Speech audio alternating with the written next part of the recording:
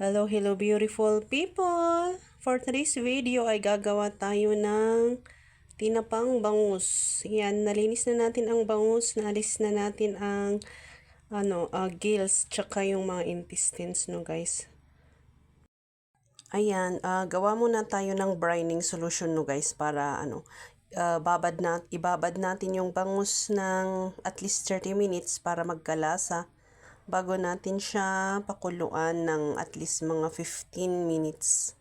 Ayan, naglagay na ako ng sibuyas tsaka bawang, and then magdagdag tayo ng laurel. Maglagay din tayo ng paminta. Ayan. Tapos 2 kutsarang asin. Yung iba parang 1 kilong asin yung timpla nila, pero parang sobrang alat naman yun. Pwede siguro yun sa sa pang commercial, no, yung pangbenta, para hindi mapanis agad, hindi masira agad. Ayan, ito naman ay luyang dilaw guys, pangpasarap din tsaka pangdagdag sa kulay. And then maglagay tayo ng kaunting pangpalasa. Hindi naman siguro masamang maglagay ng mga ganito, no guys.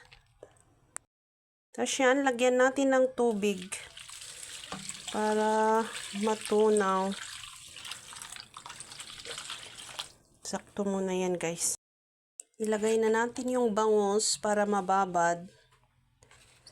Ayan, parang kulang yung tubig guys. Magdagdag siguro tayo. Or tsaka na lang baliktarin.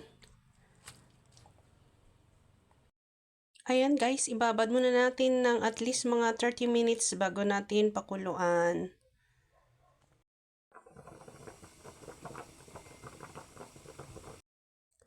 Pagkatapos mapakuluan guys, palamigin muna natin bago natin pausukan. Maglagay lang tayo ng foil dito sa ating malaking kawali para hindi masunog yung ating kawali, no? Kasi maglalagay tayo ng mga pangpausok yan. Bigas, and then sugar. Dagdagan natin. Hindi, tea guys. Loose tea. Wala kaming ibang klaseng tea, no? Ito lang ang available. Ito lang ang meron ngayon.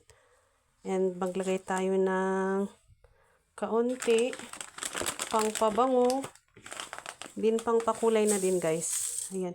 Kung wala kayong ganitong klase ng tea, pwede yung mga nasa tea bag. Alisin nyo lang yung laman sa tea bag. Tapos ibuhos nyo dito, i-mix nyo siya sa sugar tsaka sa rice. Haluin lang muna natin, no, para pantay ang usok mamaya. Para pantay din yung kulay ng ating tinapa. Ayan.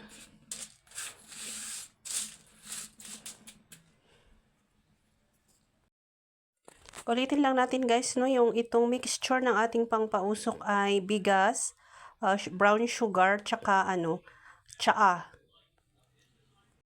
Ganyan guys, no, maglagay lang tayo ng wire rack.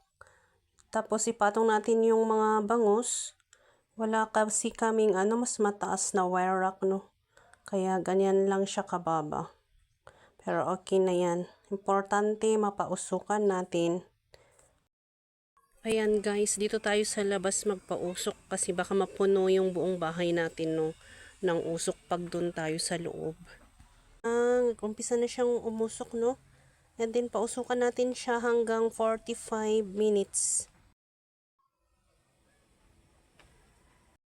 Baliktarin natin guys para pantay ang pagkausok.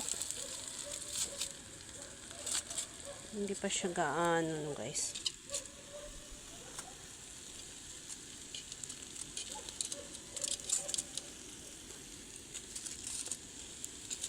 Ayan, nagkakakulay na siya kaunti.